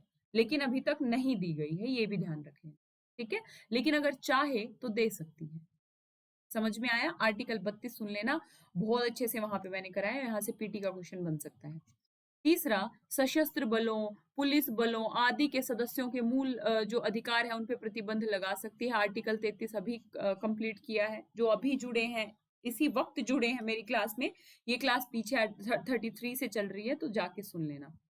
ये संसद का अधिकार है। डी, किसी सरकारी कर्मचारी या अन्य किसी व्यक्ति को किसी क्षेत्र में मार्शल लॉ के दौरान किसी कृत्य हेतु क्षतिपूर्ति देने के लिए भी आर्टिकल 34 के तहत संसद कानून बना सकती है। मार्शल लॉ में मैंने ये चीज अच्छे से डिस्क्राइब की थी, सुन लेना, ठीक है। उसके बाद देखो, मूल अधिकारों पे प्रभाव हम बेसिकली पढ़ रहे थे। आर्टिकल 35 के तहत हमने देखा कि संसद को निम्नलिखित मामलों में कानून बनाने का अधिकार है। Article 16, article 32, article 33, article 35, article 34, ठीक है। अब दूसरा पॉइंट, संसद के पास और क्या शक्ति है? संसद के पास, राज्य विधानमंडल के पास नहीं, ठीक है, नहीं को भी मूल अधिकारों के तहत दंडित करने के लिए कानून बनाने का अधिकार होगा। इसमें निम्नलिखित शामिल है। कानून बना सकती है संसद कुछ मौलिक अधिकारों में दंड का निर्धारण करने के लिए। अस्पृश्यता, अनुच्छेद 19 कैसे आ गया यार? अस्पृश्यता आर्टिकल 17 होता है दोस्तों, आर्टिकल 17 होता है, ठीक है, ध्यान रखना। अस्पृश्यता एवं मानव के दुर्व्यापार और बलात्संग का प्रतिषेध आर्टिकल 23, ठीक है। इनसे संबंधित संसद कानून बना सकती है इनके ऊपर प्रतिबंध लगाने के लिए कि भाई अस्पृश्यता में मैंने बताया है कुछ कुछ जो कानून आए हैं इंपॉर्टेंट। आर्टिकल 23 जब पढ़ा था तो कानून बनाए थे, और वो कानून बनाने का अधिकार किसे है? संसद को है। और कौन से आर्टिकल के तहत है? तो आर्टिकल 35 के तहत संसद इन आर्टिकल्स को प्रभावी बनाने के लिए, इन आर्टिकल्स में जो विभेद होते हैं, जो अस्पृश्यता के आधार पे विभेद होते हैं, उसके संरक्षण के लिए संसद कानून बना सकती है। यदि कोई आज भी अस्पृश्यता के आधार पे विभेद करेगा तो उसे दंडित किया जा सकता है। यदि कोई मानव के दुर्व्यापार या बलात्संग की गतिविधियों में संलिप्त है तो दंड दिया जा सकता है, और इस प्रकार की दंड की व्यवस्था संसद कर सकती है आर्टिकल 35 के तहत, ठीक है, ध्यान रखना। तीसरा, उपरोक्त वर्णित मामलों के संदर्भ में संविधान के अस्तित्व में आने के समय प्रभावी कोई विधि तब तक प्रभावी रहेगी जब तक संसद द्वारा इसे परिवर्तित या निश्रित या संशोधित नहीं किया जाएगा। आर्टिकल 13 ध्यान रख लेना कि भाई संविधान के पूर्व की कुछ विधियां थी, ठीक है, जो आज भी कई मायनों में लागू है, कई कानूनों में लागू है, जो संविधान के पूर्व की विधियां थी, वो तब तक जारी रहेंगी जब तक संसद उनको निरस्त ना कर दे या संशोधित ना कर दे, ठीक है, इतनी सी भी बात है, ध्यान रख लेना। इस तरीके से दोस्तों हमारा आर्टिकल 33, ठीक है, कहाँ लिखूं?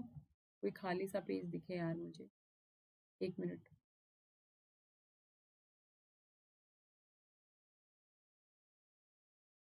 कोई नहीं, यही लिख देते हैं, ठीक है, क्योंकि नया आर्टिकल है, ठीक है। इस तरीके से हम आर्टिकल 33 पढ़ चुके हैं, आर्टिकल 34 पढ़ चुके हैं, आर्टिकल 35 अच्छे से पढ़ चुके हैं, ठीक है। और इनके कई जो बैकग्राउंड है हम पीछे सारे मौलिक अधिकारों में कवर कर चुके हैं। अब देखो दोस्तों, संपत्ति का अधिकार मैं सबसे लास्ट में क्यों लाई? आर्टिकल 31 बेसिकली ना इसका कोई ज्यादा इंपॉर्टेंस रह नहीं गया है। संपत्ति का अधिकार मूल अधिकार अब नहीं है, तो लेकिन एक बेसिक चीज कुछ नए बच्चे होंगे उनको समझाने के लिए जरूरी था कि इस आर्टिकल को भी थोड़ा मैं डिस्क्राइब कर दूं। पूरा डिटेल में जाने की जरूरत नहीं है। यदि आर्टिकल 31 आपको कहे कोई कि भाई आर्टिकल 31 के अलग अलग प्रोविजंस को याद कर लो, तो कोई जरूरत नहीं है, याद करने की क्वेश्चन नहीं बनता है, ठीक है। तो ध्यान रखना आर्टिकल 31 लेकिन समझ लीजिए, ठीक है। इरेज कर लेती हूँ पहले इसको, क्योंकि ये समझ में आ रहा है आप लोगों को? किसी को कोई डाउट? मेरे हिसाब से नहीं होना चाहिए दोस्त। अपनी तरफ से मैं कोशिश करती हूँ कि सही दिशा, सही रणनीति एग्जाम के पॉइंट ऑफ व्यू से फंडे क्लियर करा सकूं आपके, ठीक है। तो आर्टिकल 31 अब हम देखेंगे।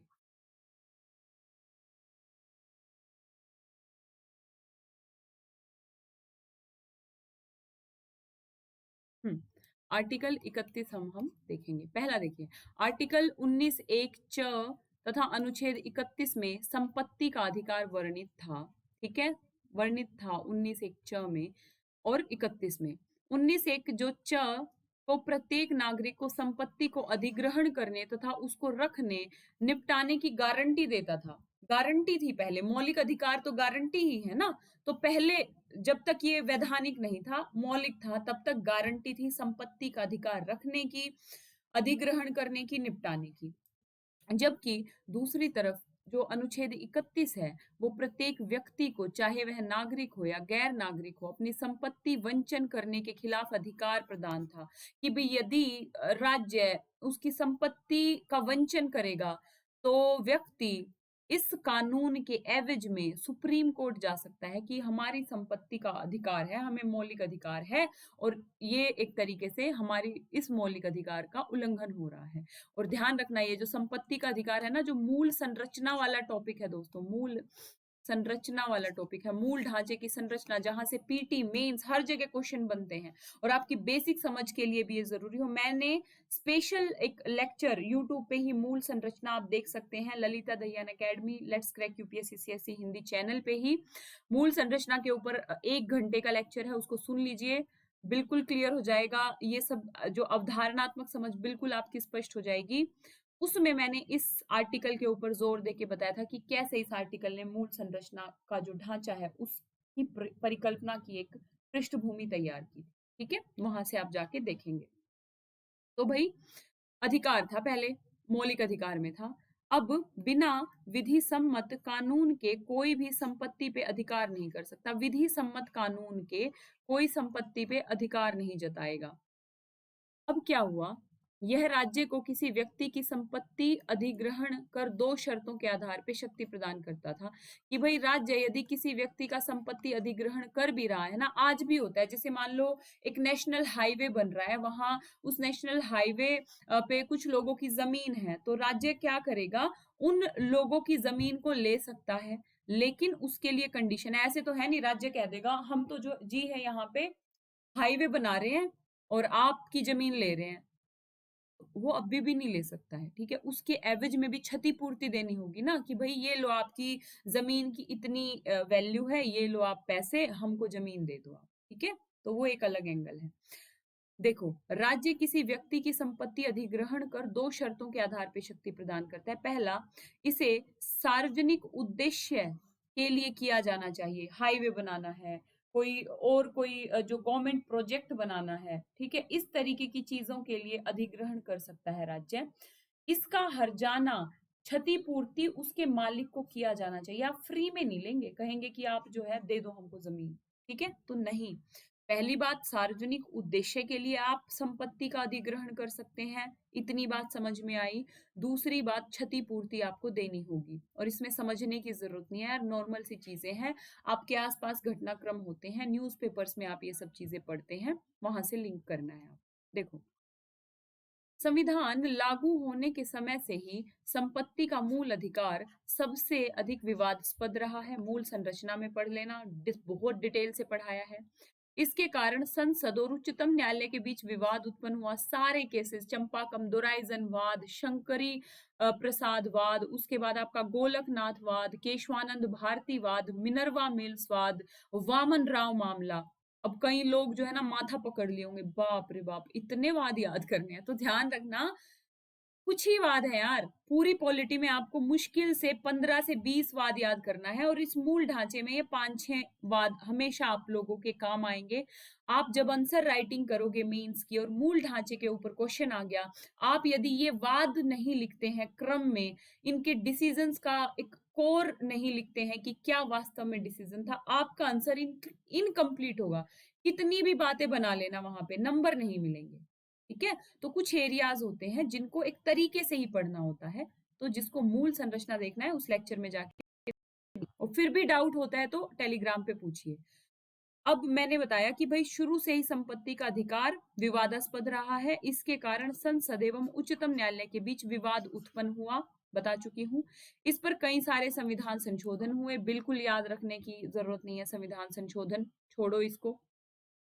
हालांकि पहला, चौथा, 7वां, 25वां, 39वां, 44वां, 42वां संशोधन, 40वां और 42वां शामिल है। अब देखो यहां से पढ़ो, 44वें संविधान संशोधन अधिनियम 1978 द्वारा मूल अधिकारों में से संपत्ति के अधिकार को भाग 3 अनुच्छेद 1 च और अनुच्छेद 31 को निरसित कर दिया गया, खत्म कर दिया गया, यानी कि फंडामेंटल राइट से उठा लिया गया संपत्ति के अधिकार को। ठीक है, संपत्ति का अधिकार शीर्षक के तहत भाग 12 में अनुच्छेद 300 क, अनुच्छेद 300 क या 300 ए के तहत इसको वैधानिक अधिकार बना दिया गया। सबको पता है दोस्त, ठीक है, कि वर्तमान में संपत्ति का अधिकार मौलिक अधिकार नहीं है, वैधानिक अधिकार है। और 44वें संविधान संशोधन द्वारा जो संपत्ति का अधिकार है उसे मौलिक अधिकारों से निकाल के भाग 12 300 क में ऐड कर दिया। ठीक है, संविधान संशोधनों की सूची देख लेना, लेक्चर आ चुका है यूट्यूब पे। 104 हो चुके हैं, लेकिन सब याद नहीं करने, मैंने 20-25 ही बताए और वही पूछता है एग्जाम में। ठीक है, उससे ज्यादा विद्वान बनने की कोई जरूरत नहीं है आप लोगों को। एग्जाम निकालिए, सही दिशा सही रणनीति से पढ़िए, बात खत्म। देखो, इसमें व्यवस्था की गई कि कोई व्यक्ति कानून के बिना संपत्ति से वंचित नहीं किया जाएगा। यहाँ पे भी कानून के तहत ही संपत्ति से वंचित किया जा सकता है, वैधानिक व्यवस्था में भी। इस तरह संपत्ति का अधिकार अब भी एक कानूनी या संवैधानिक अधिकार है। ठीक है, कानूनी और संवैधानिक तो है, लेकिन मौलिक अधिकार नहीं है। यद्यपि कोई मूल अधिकार नहीं है, यह संविधान के मूल ढांचे का हिस्सा नहीं है। ना तो मौलिक अधिकार है और ना ही मूल ढांचे का हिस्सा। अब कई लोग पूछेंगे मूल ढांचे के हिस्से क्या हैं, जाके मूल ढांचे की क्लास देख लीजिए। देखो, संपत्ति का अधिकार एक विधिक अधिकार का तरह जैसा कि मूल अधिकारों से अलग निम्नलिखित तरीकों से लागू होता है।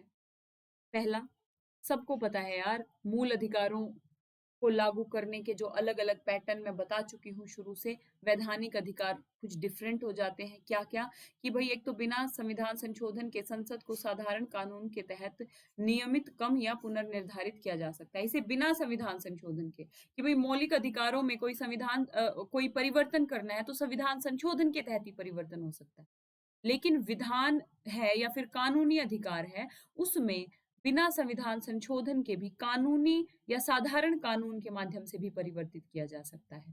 पहली बात है ना। मौलिक अधिकार और वैधानिक अधिकारों में जब डिफरेंसेस हम पढ़ते हैं कि भाई इसके लिए संविधान संशोधन जरूरी है, इसके लिए आप साधारण कानून के द्वारा भी संशोधन कर सकते हैं। ठीक है, एक नंबर बात क्लियर हुई। दूसरी बात, यह कार्यकारी क्रिया के खिलाफ निजी संपत्ति की रक्षा करता है, विधायी क्रिया के खिलाफ नहीं। यदि विधान बना के आपके संपत्ति के अधिकार या संपत्ति के अधिकार का जो अधिग्रहण है, संपत्ति का अधिग्रहण किया जाता है विधान बना के, तो वो अवैध नहीं होगा। ये क्लियरली बात होती है विधान में। ठीक है, कि भाई आप साधारण कानून बना के एक विधायी प्रोसेस के तहत यदि किसी व्यक्ति की संपत्ति का अधिग्रहण करते हैं, ठीक है, तो वो अवैध नहीं होगा। लेकिन दो प्रोविजन अधिग्रहण कर सकते हैं, एक तो कब, सार्वजनिक एक प्रोसेस में, यहाँ पे था ना दो चीजें, सार्वजनिक उद्देश्य के लिए, और उसके लिए भी फ्री में नहीं कर सकते, क्षतिपूर्ति देनी होगी। ठीक है, उल्लंघन के मामले में पीड़ित व्यक्ति अनुच्छेद, भाई साधारण कानून का यदि उल्लंघन होता है तो आर्टिकल 32 के तहत व्यक्ति नहीं जा सकता है ना सुप्रीम कोर्ट, लेकिन उच्च न्यायालय जा सकता है 226 के तहत। जब मैंने आर्टिकल 32 और 226 आपको बताया था, तो बताया था कि आर्टिकल 32 के तहत केवल मौलिक अधिकारों को एंटरटेन किया जाएगा, लेकिन आर्टिकल 226 के तहत हाई कोर्ट मौलिक अधिकारों के साथ साथ जो दूसरे अधिकार है, चाहे वो वैधानिक अधिकार है, कानूनी अधिकार है, लौकिक अधिकार है, संवैधानिक अधिकार है, सबको एंटरटेन किया जाएगा। तो यदि संपत्ति के अधिकार का उल्लंघन होता है तो वर्तमान सिचुएशन में, क्योंकि वो मौलिक अधिकार नहीं है, तो क्या होगा, आर्टिकल 32 के तहत एंटरटेन नहीं किया जाएगा, लेकिन 226 के तहत एंटरटेन किया जा सकता है। इतना फंडा क्लियर है आप लोगों को? जो 32 नहीं सुना है सुन लेना, क्योंकि कुछ चीजें आपकी अधूरी रहेंगी अगर आप ये क्लास सुन रहे हो और 32 नहीं सुनी है या मौलिक अधिकार नहीं सुने हैं तो। ठीक है, वह अनुच्छेद 226 के तहत उच्च न्यायालय जा सकता है। देखो, राज्य द्वारा निजी संपत्ति के अधिग्रहण या अनुरोध के मामले में हर्जाने के अधिकार की कोई गारंटी नहीं दी गई है। राज्य द्वारा निजी संपत्ति के अधिग्रहण या अनुरोध के मामले में हर्जाने के अधिकार की कोई गारंटी नहीं दी गई है। कुछ सिचुएशन में हर्जाने का जो अधिकार है उसकी गारंटी नहीं है, वैसे आपको क्षतिपूर्ति दी जाएगी। ठीक है। इस तरीके से दोस्तों हमारी जो हमने अपना युद्ध लड़ लिया है, हम पूरे फंडामेंटल राइट्स को बहुत अच्छे से कर चुके हैं। जिसने ये क्लासेस नहीं की है, आप प्लीज सारी सीरीज देखिए मौलिक अधिकारों की। आप इस चैप्टर को इस टॉपिक को, इस मौलिक फंडामेंटल राइट के टॉपिक को आप छोड़ के नहीं चल सकते हैं दोस्त। बहुत क्वेश्चन आते हैं और मैंने उसी लेवल से करवाया है जिससे आप यूपीएससी पीसीएस के तो क्वेश्चन होंगे ही, यूपीएससी आईएएस के क्वेश्चन आप कवर कर पाए। ठीक है। और अब हम देख लेते हैं फटाफट मूल अधिकारों का महत्व।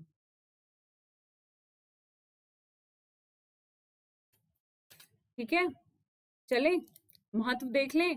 और कुछ लोग मुझे प्लीज बताइएगा, आप लोगों को यदि मौलिक अधिकारों वाले टॉपिक से कोई रिलेटेड दोस्त कोई भी प्रॉब्लम आती है, आप मुझे मेरे टेलीग्राम चैनल पे बताइएगा और प्लीज रिवाइज कर लीजिएगा। राहत की सांस ले लो, आप लोगों ने जो शुरू से क्लास कर रहे हैं बहुत अच्छे से कवर किया है दोस्त। मैं आश्वस्त करती हूँ कि इतना अगर पढ़ लिया, रिवीजन कर लिया, और कल से जो है महत्व बताने से पहले मैं बता दूं, कल से दोस्तों मौलिक अधिकारों को, फंडामेंटल राइट को एमसीक्यूज के माध्यम से रिवाइज करेंगे, तब पता लगेगा किसने किसने पढ़ा है। ठीक है, मेरे साथ चलते रहिए। आश्वस्त करती हूँ दोस्त, पीटी के जो क्वेश्चंस बनते हैं, मेंस की जो अवधारणात्मक जो क्वेश्चंस बनते हैं, कहीं से नहीं छूटेंगे। मेंस के जब मैं कराऊंगी आप लोगों को, उसका पैटर्न अलग होगा, लेकिन वो क्वेश्चन करने के लिए भी आपकी बेसिक समझ होना जरूरी है। ठीक है, समझ रहे हो इस चीज को? तो बहुत मेहनत करते हैं यार आप लोगों के ऊपर। आप लोगों को यदि अच्छा लग रहा है पढ़ाने का तरीका, जेन्युइनली अच्छा लग रहा है, मैं ये नहीं बोल रही कि आप लोगों को पसंद नहीं आ रहा है तो भी आप जाके पॉजिटिव कमेंट कीजिए, लेकिन यदि आप लोगों को जेन्युइनली अच्छा लग रहा है, आपको लग रहा है कि मेरे पढ़ाने से आपका समझ अच्छी हो रही है, आपकी सही दिशा में प्रिपरेशन हो रही है, ठीक है, तो प्लीज लाइक करें, फटाफट लाइक करें जो लोग देख रहे हैं, शेयर करें मेरी वीडियो को, कमेंट्स करें, और दोस्त प्लीज रिवाइज करते रहिए। ठीक है, बहुत जल्द हम पॉलिटी को एकदम बहुत अच्छे से क्लियर कर लेंगे। और स्पेशल क्लास मॉडर्न हिस्ट्री, तो यहाँ पॉलिटी वहाँ मॉडर्न हिस्ट्री, 40 से 45 क्वेश्चन शॉर्ट। और मॉडर्न हिस्ट्री जैसे ही खत्म होगी हम एसएन लाल लेके आएंगे। इकोनॉमी के फंडे में ऐसे क्लियर कराऊंगी कि आप लोगों को इकोनॉमी ना मैगी लगने लगेगी। पानी, मैगी, मसाला फटाफट तैयार। ठीक है, ये आप लोगों को अभी लग रहा होगा कि नहीं इकोनॉमिक्स तो ऐसे कैसे हो सकता है। एसएन लाल की जो बुक है उसको पढ़ने का तरीका बताऊंगी, कहाँ से हमें पढ़ना है, कैसे पढ़ना है। ठीक है, तो special class Unacademy learning app पे शाम 5 बजे होती है। जो लोग अभी सुन रहे हैं वो सुन लीजिए। ये जो दोस्तों वीडियो है इसके नीचे एक लिंक दिया होगा, वहां मेरा प्रोफाइल लिंक आप लोगों को मिल जाएगा, वहां से मुझे फॉलो कीजिए। शाम के 5 बजे मॉडर्न हिस्ट्री 1905 के आसपास तक हो चुका है, कांग्रेस के आसपास तक हम कंप्लीट कर चुके हैं। ठीक है, तो अब आते हैं महत्व पे। फटाफट देखिए, मौलिक अधिकार हमें यदि दिए गए तो उसका कुछ इंपॉर्टेंस होता होगा ना। अब देखते हैं, उपरोक्त आलोचनाओं के बावजूद निम्नलिखित मामलों में मूल अधिकार महत्वपूर्ण है। कैसे? ये पहला है, देश की लोकतांत्रिक व्यवस्था को स्थापित करते हैं। मैंने जब शुरुआत की थी मौलिक अधिकारों की, तब विशेषताओं में भी कुछ चीजें बताई हैं। आज समअप करते वक्त भी बहुत जरूरी है आप लोगों को बताना। देखिए दोस्त, जब तक मौलिक अधिकार नहीं दिए जाएंगे, मौलिक अधिकार व्यक्ति के व्यक्तित्व के विकास की आधारभूत, एक तरीके से कहेंगे कि आधार है। जब तक मौलिक अधिकार लोगों को नहीं दिए जाएंगे, लोकतांत्रिक व्यवस्था को एक तरीके से सुचारू नहीं चलाया जा सकता, या लोकतांत्रिक व्यवस्था की क्या कहेंगे उसको, कि स्थापना नहीं की जा सकती है। समझ रहे हैं ना आप, कि लोकतंत्र को यदि मजबूत रखना है, लोकतंत्र को यदि मजबूत रखना है तो फंडामेंटल राइट्स को आपको देना ही पड़ेगा, मजबूती के साथ देना पड़ेगा, गारंटी के साथ देना पड़ेगा। जब लोगों को बोलने की, प्रेस की और जितने भी मौलिक अधिकार हैं उनकी स्वतंत्रता दी जाएगी, तभी लोकतंत्र वास्तव में स्थापित हो पाएगा। ठीक है, तो यदि लोकतंत्र को स्थापित करना है तो मौलिक अधिकारों को देना पड़ेगा। और महत्व क्या है, हमारे संविधान में मौलिक अधिकार दिए गए हैं, तो ये क्या लोकतांत्रिक व्यवस्था को स्थापित करते हैं। पहला पॉइंट क्लियर हुआ। ठीक है, दूसरा पॉइंट, ये व्यक्ति की भौतिक और नैतिक सुरक्षा के लिए आवश्यक स्थिति उत्पन्न करते हैं। वही व्यक्ति के भौतिक और नैतिक सुरक्षा के लिए विषय पहली क्लास देख लेना मौलिक अधिकारों की, उसमें और अच्छे से डिस्क्राइब किया है मैंने, कि भाई व्यक्ति को यदि भौतिक और सुरक्षा चाहिए, नैतिक सुरक्षा चाहिए, तो मौलिक अधिकारों से मिल जाती है, गारंटी दी गई है। व्यक्तिगत स्वतंत्रता के रक्षक है आर्टिकल 19। जब तक व्यक्तिगत स्वतंत्रता नहीं होगी, लोकतंत्र नहीं होगा। पहली बात, लोगों को अपने व्यक्तित्व के विकास करने के अवसर नहीं मिलेंगे। दूसरी बात, और व्यक्तिगत स्वतंत्रता होगी तो क्या, व्यक्तित्व स्वतंत्रता कब होगी, जब मौलिक अधिकारों की एक तरीके से गारंटी के साथ व्यवस्था की जाए, जैसी व्यवस्था हमारे संविधान में की गई है। ठीक है, तो ये व्यक्तिगत स्वतंत्रता की गारंटी देते हैं, ये भी इनका महत्व है। ये विधि के शासन की स्थापना करते हैं, विधि के शासन की स्थापना, विधियों के समान संरक्षण की स्थापना करते हैं, ये भी इनका महत्व है। विधि का शासन क्या है, ध्यान से सुन लेना, आर्टिकल 14 बहुत अच्छे से डिस्क्राइब किया है दोस्त। ये छोटी छोटी चीजें, ऐसे कंसेप्ट क्लियर कर लो कि कोई रात में जगा के भी पूछे कि उठो बताओ, हालांकि कोई पूछेगा नहीं, लेकिन पार्ट अ जोक, लेकिन ध्यान रखना आपको ये फंडे क्लियर होने चाहिए कि विधि का शासन क्या है, न्यायिक सक्रियता क्या है,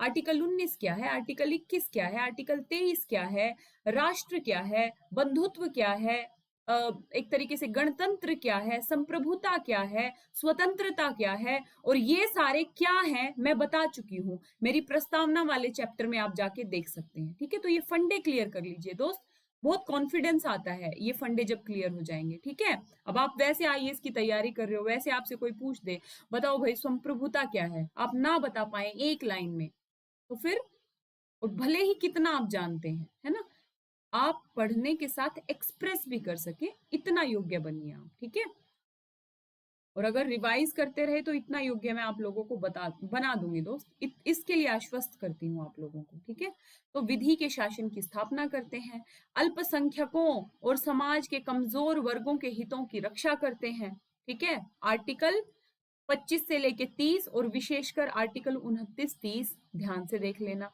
कि भाई अल्पसंख्यकों और समाज के कमजोर वर्गों के हितों की रक्षा करते हैं, फंडामेंटल राइट, ये इनका महत्व है। ये भारत में भारतीय राज्य धर्मनिरपेक्ष छवि को बल प्रदान करते हैं, भारतीय राज्य धर्मनिरपेक्ष छवि को बल प्रदान करते हैं, आर्टिकल 25 से 28 तक, कि भाई भारत एक धर्मनिरपेक्ष, अब धर्मनिरपेक्ष आया, आपको पता ही नहीं है धर्मनिरपेक्ष क्या है, अब कितना भी पढ़ लो क्या फायदा है उस प्रिपरेशन का। ठीक है, प्रस्तावना वाले टॉपिक में अच्छे से डिस्क्राइब किया है दोस्त, जाके देख लो, समझ लो मुद्दों को। ठीक है, भारतीय राज्य धर्मनिरपेक्ष छवि को बल प्रदान करते हैं, मौलिक अधिकार 25 से 28, और भारत के शासन की पूर्णता पर नियंत्रण रखते हैं, कि भाई अगर शासन एक तरीके से तानाशाह हो जाए, ठीक है, मौलिक अधिकारों में संशोधन कर दे, तो उसके ऊपर भी एक तरीके से प्रतिबंध रखते हैं। मूल संरचना के तहत ये प्रतिबंध लगा दिया गया है। सुप्रीम कोर्ट का फाइनल डिसीजन ये है कि संसद चाहे तो मौलिक अधिकारों में परिवर्तन कर सकती है, लेकिन, और वो परिवर्तन कैसे करेगी, संविधान संशोधन के द्वारा ही परिवर्तन कर सकती है, लेकिन मूल ढांचे में नहीं कर सकती। ठीक है, तो शासन की पूर्णता के ऊपर नियंत्रण रखते हैं, गारंटी देते हैं, ये सामाजिक समानता और सामाजिक न्याय की आधारशिला पे खड़े हैं, ये व्यक्तिगत सम्मान व्यक्तिगत सम्मान को बनाए रखना सुनिश्चित करते हैं, ये लोगों को राजनीतिक प्रशासनिक प्रणाली में भाग लेने का अवसर प्रदान करते हैं। लोगों को राजनीतिक और प्रशासनिक प्रणाली में भाग लेने का अवसर प्रदान करते हैं। ठीक है, कि वो जो प्रणाली है उसमें भाग ले सके।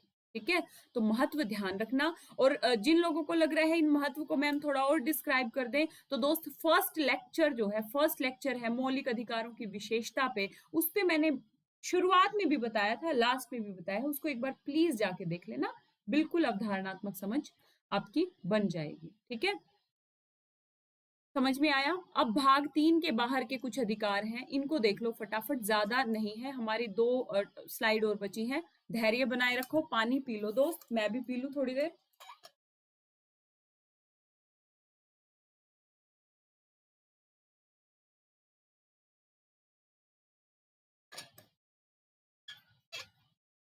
देखो कहाँ गया। भाग 3 मतलब फंडामेंटल राइट 12 से 35, ये जैसे ही भाग 3 आए ना दिमाग में आ जाना चाहिए, चीजें याद हो जाएंगी। सम्मिलित मूल अधिकारों के अतिरिक्त संविधान के कुछ अन्य भागों में अन्य वर्णित अधिकार भी हैं। इन अधिकारों को संवैधानिक अधिकार या विधिक अधिकार या गैर मूल अधिकार कहा जाता है, बता चुकी हूं पहले भी। ठीक है, कि भाई जो मूल अधिकारों या भाग 3 के बाहर जो अधिकार दिए गए हैं उनको संविधिक या विधिक अधिकार कहेंगे। अब देखो, विधि के प्राधिकार कौन कौन से हैं ये विधिक अधिकार। पहला है भाग 12 में 265 कि भाई विधि के प्राधिकार के बिना कर को अधिरोपित या संग्रहित नहीं किया जाना का प्रोविजन है, कि भाई यदि आप कोई कर लगा रहे हो, कर को संग्रहित कर रहे हो, तो वो विधि के तहत ही होना चाहिए। क्या? विधि के तहत ही होना चाहिए, बिना विधि के नहीं। 265 ये अलग से भी पढ़ेंगे आप, जब हम केंद्र राज्य संबंध पढ़ेंगे और विशेषकर केंद्र राज्य वित्तीय संबंध पढ़ेंगे, तब हम इनको अलग से भी पढ़ेंगे। यहां बस आप देख लीजिए। ठीक है, घबराना नहीं है दोस्त, घबराना नहीं है, घबराने से काम नहीं चलेगा। ठीक है, दूसरा, विधि के प्राधिकार के बिना व्यक्तियों को संपत्ति से वंचित ना किया जाना। यदि व्यक्तियों को संपत्ति का अधिग्रहण भी किया जाता है तो वो विधायी प्रोसेस के तहत ही होगा। 300 क विधायी प्रोसेस के तहत ही होगा। आर्टिकल 44 ध्यान रखना, आर्टिकल 44 नहीं, 44वां संशोधन ध्यान रखना, आर्टिकल 300 क। ठीक है, समझ गए होंगे आप लोग संपत्ति का अधिकार। भारत के राज्य क्षेत्र में सर्वत्र व्यापार वाणिज्य समागम आबाद होगा। आर्टिकल 301 में ये व्यवस्था की गई है। ये हमारे वैधानिक अधिकार है कि भाई हम एक तरीके से सर्वत्र व्यापार कर सकते हैं, वाणिज्य कर सकते हैं। ठीक है, तो 300 क में इस चीज की व्यवस्था की गई है। यद्यपि उपरोक्त अधिकार समान रूप से न्यायोचित हैं, पर यह है मूल अधिकारों से भिन्न है। ठीक है, उपरोक्त अधिकार समान रूप से न्यायोचित है, मूल अधिकारों से भिन्न है। आप लोगों को पता है मूल अधिकारों का उल्लंघन आर्टिकल 32 के तहत केवल जो है ना, केवल नहीं, डायरेक्ट सुप्रीम कोर्ट जा सकते हैं, लेकिन बाकी में आप 226 या दूसरे प्रोविजंस के तहत उनकी सुरक्षा हो सकती है। देखो, मूल अधिकारों का उल्लंघन होने पर दुखी व्यक्ति अनुच्छेद 32 जो कि स्वयं में मूल अधिकार है के अंतर्गत सीधे सर्वोच्च न्यायालय जा सकता है। वही बातें हैं जो शुरू से सुन रहे हैं, उनके लिए तो हलवा हो गया होगा। परंतु उपरोक्त अधिकारों के उल्लंघन के मामले में व्यक्ति इन संवैधानिक उपचारों को प्रयुक्त नहीं कर सकता। 32 के तहत, वो 226 के तहत उच्च न्यायालय में जा सकता है, डायरेक्टली केवल सुप्रीम कोर्ट में नहीं जा सकता अगर मौलिक अधिकार ना हो तो। और ये जो मैंने अभी आप लोगों को बताया, आप लोगों ने यदि मेरी शनिवार की एमसीक्यू की क्लास की है, जिसमें मैं बार बार इसलिए बताती हूँ दोस्तों, कुछ नए बच्चे जुड़ते रहते हैं, जो पुराने हैं वो प्लीज इस एक सेकंड की बात से फेडअप मत होना। सीडीएस, सीएपीएफ और आईएएस ऑप्शनल के ही मैं क्वेश्चंस कराती हूँ, मार्केट के एमसीक्यूज लगाना मेरा उद्देश्य नहीं है। पहले ये तो कर लो, उसके बाद मार्केट के कर लेंगे।